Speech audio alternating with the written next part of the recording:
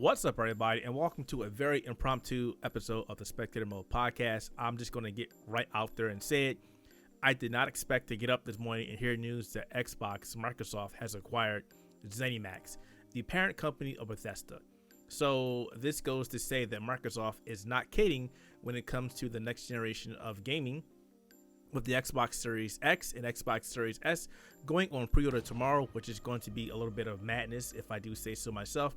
But they now also put to bed that age-old saying that Xbox has no games. Think about this for a second, okay? Microsoft has purchased Zenimax to the sum of $7.5 billion in cash. In cash, not stocks, not some off-the-wall deal, cash. Like, here I go, I'm going to the bank, I'm withdrawing $7.5 billion, and I'm handing it to whoever owned the company. This is ridiculous. This is a big move, and it puts to bed the narrative that Microsoft has no games.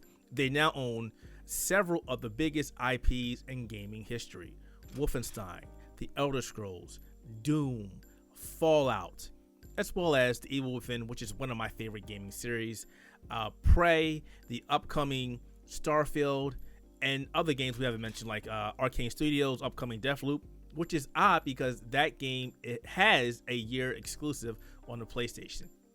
So this acquisition does pose a number of questions and stuff that we'll talk about this Friday on Spectator Mode Podcast. However, I did want to get a couple of my thoughts out there because I really couldn't keep my mouth shut. I really wanted to talk about this. So let's talk about some of my fears with this, okay? My first one, I've been trying to get through people's skulls for years. I am not a fan of first-party companies gobbling up third-party companies. I just am not. I know that's the way of the world. I know exclusives sell systems. I get that. I understand it 100%. I'm not here to debate that. My problem is when a third-party company creates games that are accessible for everybody. We'll use Capcom as an example because I think that is going to be one of the next companies that either Microsoft and or Sony is going to look to acquire. That's just my feeling.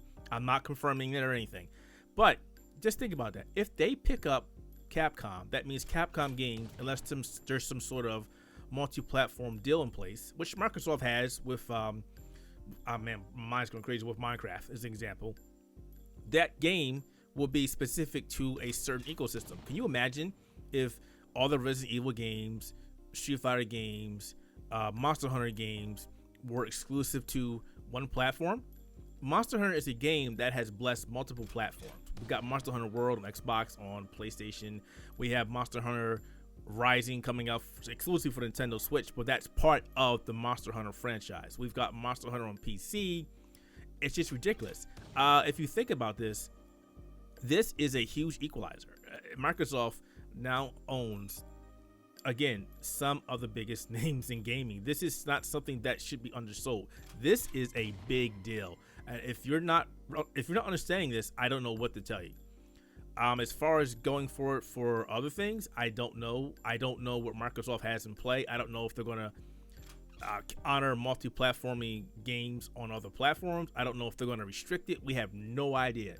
All we do know is that they now own Zenimax, they own Bethesda, they own all the studios under that umbrella, and this is huge news. I'm really hoping that Microsoft comes out and states, hey, we're going to go ahead and do this. These games are going to go to Game Pass. We're going to work big deals with Bethesda, and we will honor multi-platform agreements. Because, again, Deathloop is exclusive to the PlayStation 5 for an entire year, which is something I didn't like because I honestly wanted to play it on my Xbox Series X and my PlayStation 5 just to see how the game differs between the two. But if, for myself who wants to do testing like that, I can't. I got to wait an entire year.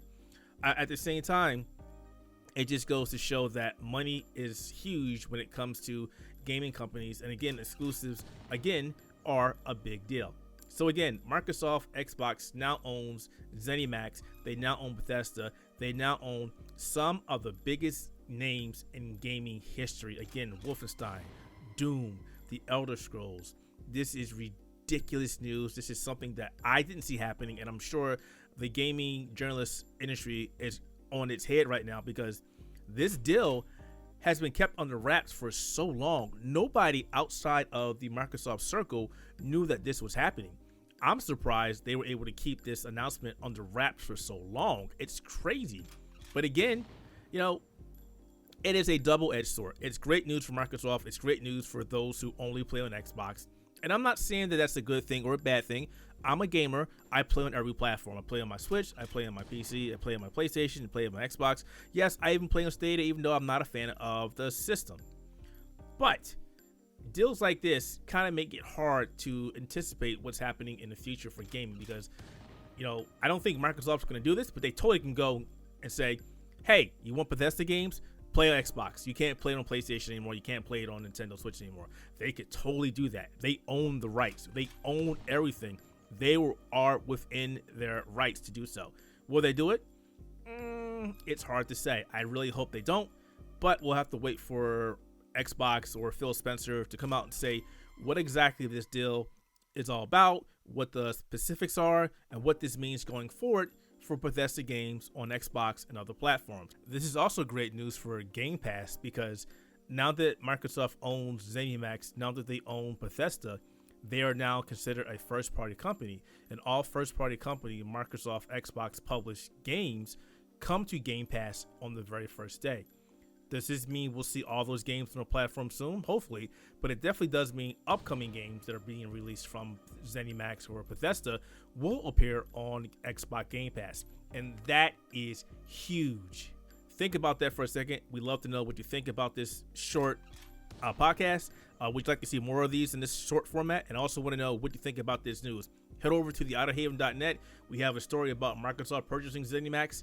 Let us know what you think about that in the comments. And as always, thanks for listening. And you can find Spectator Mode Podcast on Google Podcasts, iTunes Podcasts, Spotify, Buzzsprout, and also on Amazon Podcasts. Look us up, check us out, and enjoy. Thanks for listening.